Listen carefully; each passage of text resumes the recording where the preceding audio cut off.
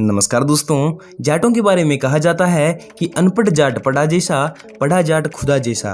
और इस कहावत को साबित करने में भी इन्होंने कोई कसर नहीं छोड़ी है। वीर शिरोमणि महाराजा सूरजमल से लेकर चौधरी चरण सिंह से होते हुए कई ऐसी महान जाट हस्तियां हुई है जिन्होंने देश की आन बान व शान बचाने में एक अमिट छाप छोड़ी है। लेकिन आधुनिक भारत में जाट जाति के कुछ युवाओं ने अपराध की दुनिया में नाम कमाया है। कारण चाहे जो भी रहे हो, लेकिन वो अपराध की दुनिया में बढ़ते चले गए। तो आज मैं इस वीडियो में लाया हूँ जाट जाति के 5 बड़े गैंगस्टर्स की सूची। तो वीडियो के अंत तक बने रहिएगा, साथ ही वीडियो को लाइक करके चैनल को सब्सक्राइब जरूर कर दीजिएगा। अपराध की ना तो कोई जाति होती है और ना कोई धर्म। हमारा इस वीडियो को बनाने को लेकर जातिवाद का उद्देश्य बिल्कुल नहीं है। इस वीडियो में बताए गए तथ्यों को हमने विश्वसनीय न्यूज साइटों व वीडियोज से लिया है। इस सूची में नंबर 1 पर नाम आता है सालों तक प्रशासन के साथ लुका छिपी का खेल खेलने वाले नीरज बवाना का। नीरज बवाना का रियल नेम नीरज शेरावत है। नीरज का जन्म दिल्ली के बवाना गांव में हुआ। नीरज की प्राथमिक शिक्षा बवाना से ही शुरू हुई। नीरज की पढ़ाई में ज्यादा रुचि नहीं थी। बचपन से ही नीरज को अफीम की लत लग गई और अपने नशे को पूरा करने के लिए नीरज ने जुर्म की दुनिया में पहला कदम रखा और अपनी पहली डकैती भिवानी हरियाणा में की और पकड़ा भी गया, जिसके बाद नीरज को गिरफ्तार करके तिहाड़ जेल में डाल दिया गया। ये नीरज के लिए अच्छा साबित हुआ। दरअसल तिहाड़ जेल में नीरज की मुलाकात फजल उल रहमान से हुई। दोनों अच्छे दोस्त बन गए। फजल दिल्ली में दाऊद के लिए काम करता था और उसी ने नीरज को जबरन वसूली के बारे में बताया। इससे नीरज के मन में दाऊद की तरह बनने की इच्छा जागी। जेल से छूटने के बाद नीरज रहमान द्वारा बताए रास्ते पर चलने लगा। जेल से बाहर आने के बाद बवाना ने जबरन वसूली का धंधा शुरू कर दिया। अगर कोई व्यापारी रुपए देने से मुकरता तो बवाना उसे मारने में भी नहीं हिचकिचाता। 1 लाख के इनामी बदमाश नीरज बवाना ने पहला कत्ल 2004 में किया। तब वो नाबालिग था। नीरज कुख्यात बदमाश अमित बुरा को बरी कोर्ट से भगा ले गया। वह साथ ही एक पुलिस वाले से एक AK-47 राइफल भी लूट ले गया। पुलिस ने नीरज के बढ़ते अपराधों को देख मकुका जैसी कड़ी धाराएं लगाई। काफी दिनों तक पुलिस और नीरज के बीच लुका छिपी का खेल चलता रहा। अंततः साल 2015 में नीरज बवाना को गिरफ्तार कर लिया गया। दरअसल पुलिस को खुफिया खबर मिली कि नीरज रात के अंधेरे में अपने परिवार से मिलने के लिए बवाना आ सकता है। यह खबर इतनी सटीक थी कि पुलिस के पास नीरज की गाड़ी व गाड़ी के रजिस्ट्रेशन से जुड़ी हर जानकारी थी। पुलिस की एक खास टीम घात लगाकर नीरज का इंतजार कर रही थी और आधे घंटे के इंतजार के बाद पुलिस को वह कार नजर आई। पुलिस ने कार को चारों तरफ से घेरा व दोनों तरफ से फायरिंग शुरू हो गई और कुछ देर की मुठभेड़ के बाद नीरज व उसके एक साथी को गिरफ्तार कर लिया गया। इस सूची में नंबर 2 पर नाम आता है राजस्थान के कुख्यात बदमाशों में से एक राजू ठेठ का। राजू ठेठ पर हत्या, लूट व हत्या के प्रयास से जुड़े 30 से ज्यादा मामले दर्ज हैं। 1997 में बलवीर बानुड़ा व राजू ठेठ दोस्त हुआ करते थे। दोनों मिलकर शराब का ठेका चलाते थे, लेकिन 2005 में हुई हत्या ने राजू व बानुड़ा के बीच एक दीवार खड़ी कर दी। दरअसल पुलिस फाइल के मुताबिक शराब के ठेके पर बैठने वाले विजयपाल व राजू ठेठ के बीच कहासुनी हो गई और विवाद इतना बढ़ गया कि राजू ने विजयपाल की हत्या कर दी।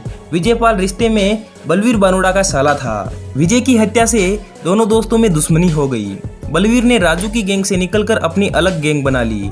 2012 को पुलिस ने बलवीर को जयपुर से गिरफ्तार कर लिया व इसके 8 महीने बाद ही अनंतपाल को भी गिरफ्तार कर लिया गया।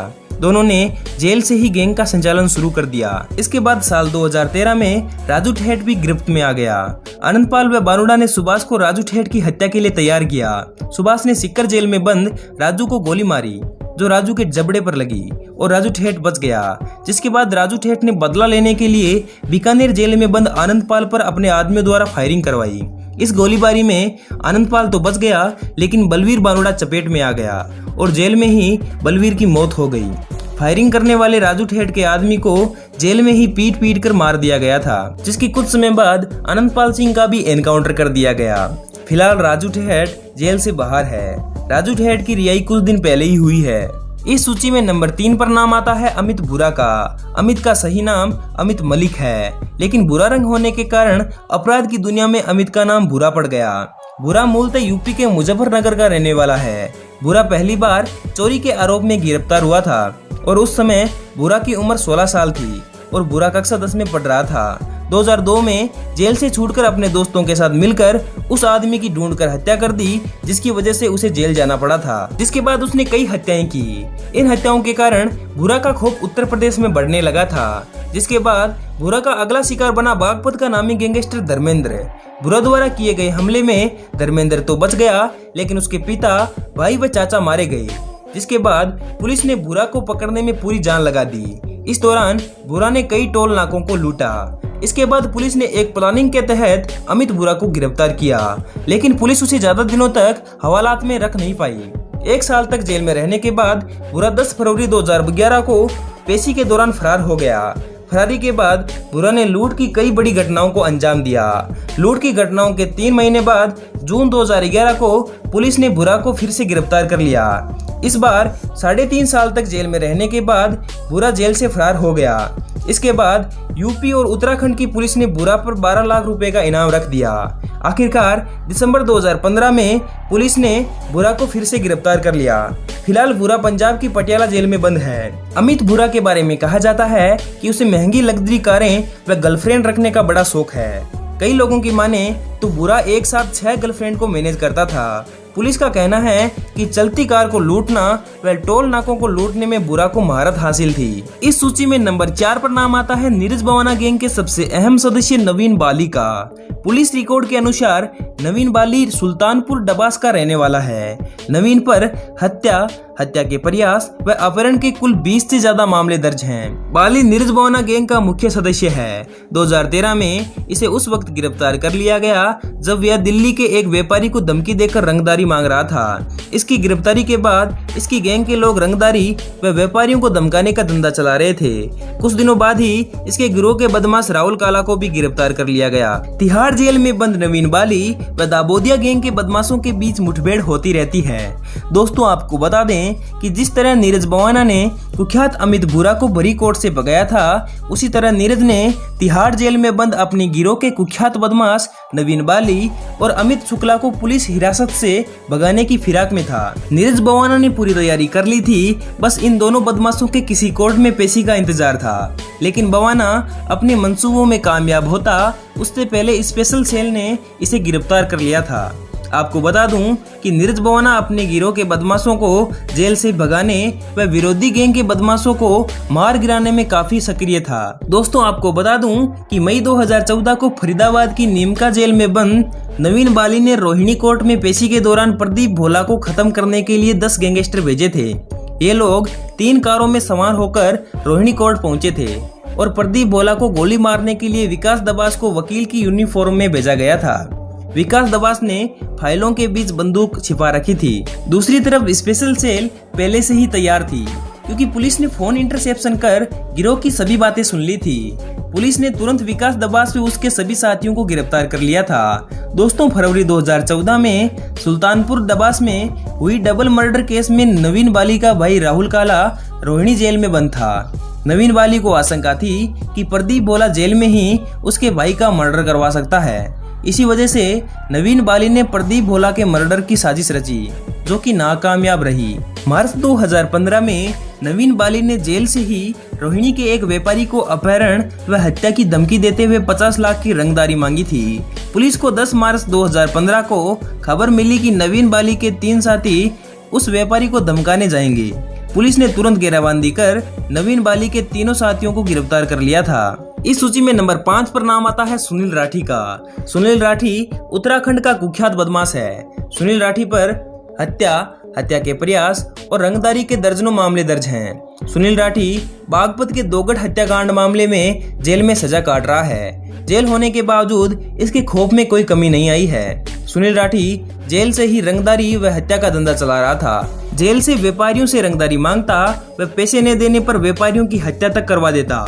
हरिद्वार जेल में रहते हुए साल 2012 में सुनील राठी पर रुड़की जेल के जेलर नरेंद्र थापा की हत्या का आरोप लगा था। इसके अलावा साल 2014 में रुड़की जेल के बाहर हुई गैंगवार में सुनील का नाम सामने आया था। लेकिन पिछले कुछ सालों में रुड़की पुलिस द्वारा चलाए गए ऑपरेशन ने बदमाशों की कमर तोड़कर रख दी है। इसका सबसे बड़ा उदाहरण है सुनील राठी की मां की गिरफ्तारी। दरअसल बागपत जेल में बंद सुनील राठी ने रुड़की के एक डॉक्टर से 50 लाख की फिरौती मांगी और पैसा अपनी मां के पास भिजवाने की बात सामने आई। तो पुलिस ने तुरंत कार्रवाई करते हुए सुनील राठी की मां को जेल भेज दिया। इस दौरान पुलिस को स्थानीय लोगों के विरोध का सामना करना पड़ा था। इतने विरोध के बावजूद पुलिस ने सुनील राठी की मां को गिरफ्तार कर लिया था। सालों जेल में रहने के बाद जब जनवरी 2016 को सुनील को 5 घंटे की पैरोल मिली तो वह अपनी मां से मिलने के लिए अपने घर गया था। उस समय उसके गांव के लोगों के साथ आस पड़ोस व दूर दराज के गांवों के लोग सुनील राठी से मिलने उसके घर पहुंच गए थे। भीड़ इतनी ज्यादा हो गई थी कि उसने घर की छत पर जाकर लोगों का अभिवादन किया था। 5 घंटे का पैरोल समय खत्म होने के बाद सुनील को वापस जेल में डाल दिया गया था। दोस्तों आपको बता दूं कि सुनील राठी के पिता नरेश राठी की कस्बे में हुई रंजिश के चलते हत्या कर दी गई थी। इसके बाद विरोधी पक्ष के 2 लोगों की हत्या में सुनील राठी को भी नामजद किया गया था और इसी केस के चलते उसे सजा हुई थी। सुनील राठी और चिन्नू पंडित के बीच की दुश्मनी सालों पुरानी है। इन दोनों के बीच गैंगवार होती रहती है। रुड़की में चिन्नू पंडित पर हुए हमले में पंडित गैंग के 3 लोग मारे गए थे। इस मामले में भी सुनील राठी का नाम आया था। सुनील राठी के राइट हैंड कहे जाने वाले देवपाल राणा की पेशी के दौरान गोलियों से भूनकर हत्या कर दी गई थी। यह हत्या रीसपाल राणा द्वारा की गई थी। इस हत्या का मुख्य कारण देवपाल राणा की बढ़ती ताकत को खत्म करना और सुनील राठी को कमजोर करना था। पुलिस को आशंका है कि सुनील राठी अपने साथी की मौत का बदला लेने के लिए पलटवार कर सकता है। इस कारण जेल में उससे मिलने वाले लोगों पर नजर रखी जा रही है। तो दोस्तों यह थे जाट जाति के 5 बड़े गैंगस्टर। आपको ये वीडियो कैसा लगा कमेंट बॉक्स में जरूर बताइएगा। साथ ही अब तक आपने अगर चैनल को सब्सक्राइब नहीं किया है तो वीडियो को लाइक करके चैनल को सब्सक्राइब जरूर कर लीजिएगा।